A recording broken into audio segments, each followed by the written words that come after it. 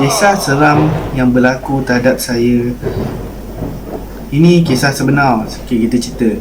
Kalau korang pernah tengok dalam surat khabar cerita kematian budak-budak kecil jatuh tingkat 2 kan, duduk apartment, duduk flat kan, rumah apartment, rumah flat kan. Ia terjadi kepada saya.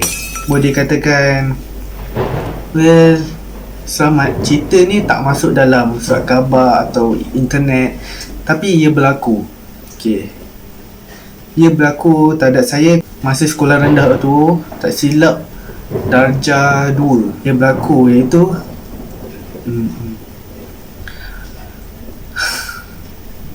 iaitu berlakunya saya terjun tingkat 4. Untuk pengetahuan korang kan, waktu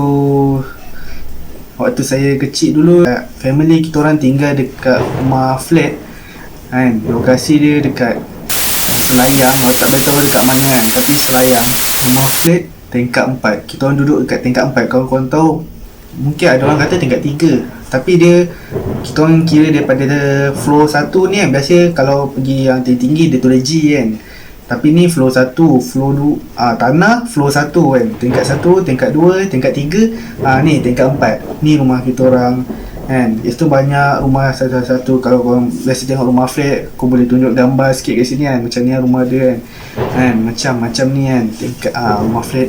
So aku terjun tingkat 4. Sekarang dah senyap sikit. Sekejap, ni siapa? Mari cerita. Kenapa saya lompat tingkat 4? Sebenarnya bukan saya lompat ikut fizikal memang saya lompat, tapi ketika saya melompat itu saya tak sedar.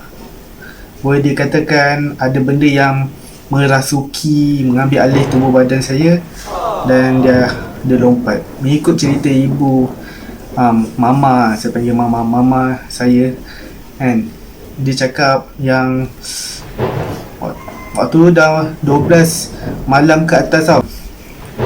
Mengikut mak saya cerita, dia kata waktu saya kecil lagi kan, baru darjah 2 kan. Darjah 2 baru umur berapa tak ingat kan. Tapi terus mak saya cakap yang saya bangun daripada tempat tidur sendiri. Lepas tu kunci kita orang rumah, kunci pintu grill kan. So saya buka sendiri pintu setiap dekat pintu kita orang ada selak biasanya kan. Saya buka tak macam mana kan, buka selak tu, lepas tu buka pintu pagar grill sendiri. Saya keluar depan kat situ macam koridor balkon. Orang panggil apa lah benda tu, boleh kata jalan depan tu lah kan. Kalau korang tengok gambar sini, aku tak tahu apa nama benda tu kan. Lepas tu saya mula daripada tingkat 4 tu, saya mula manjat jatuh tingkat 4. Ada orang cakap ada malaikat sempat tangkap saya, ada orang cakap yang usia panjang tapi rumah flat tu dia boleh katakan ada tirai-tirai. Biasa kalau korang duduk rumah flat atau apartment kan, yang jenis betul kata rumah flat lah, tingkat 4 kan, flat jenis lama, bukan dia bahagian depan korang akan ada macam wire-wire untuk sidai baju. So tingkat 4 ada kawasan tu kosong, tingkat 3 ada tirai baju, tingkat 2 ada tirai baju. So ikut logik akal, saya jatuh tingkat 4 kosong kan, tingkat 3 ada tirai, mungkin jatuh tirai tu, diorang kata tirai tu putus, jatuh tingkat 2 tirai tu putus, dan jatuh tingkat 1.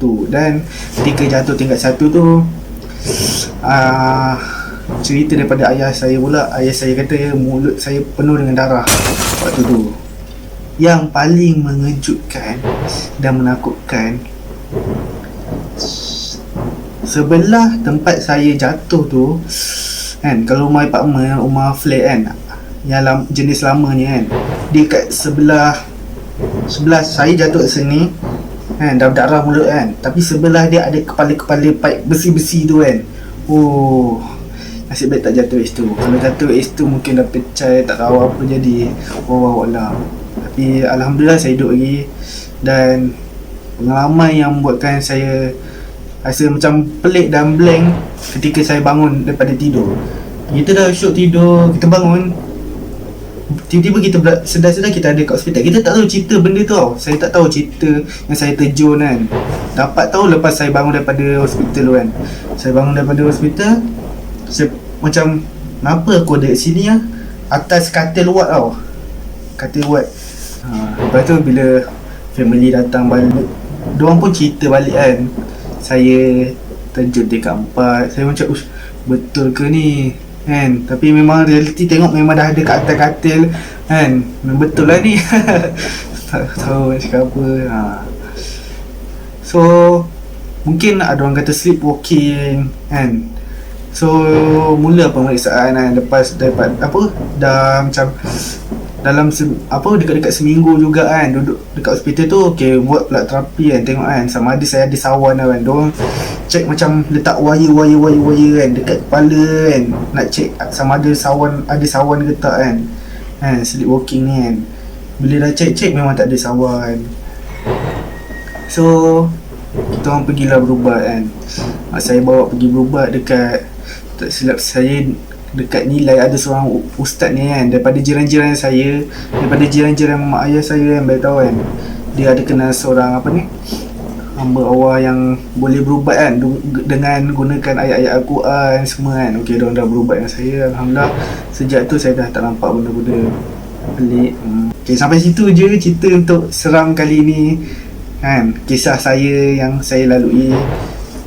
So sebelum korang nak tengok video lain ataupun tukar kepada channel lain, ataupun korang nak tengok video-video seterus kita orang kan, korang boleh tekan satu butang percuma je, tekan butang benda merah kat bawah ni, dia tulis subscribe. So korang takkan terlepas lagi video-video kita orang yang lain. Okay, terima kasih.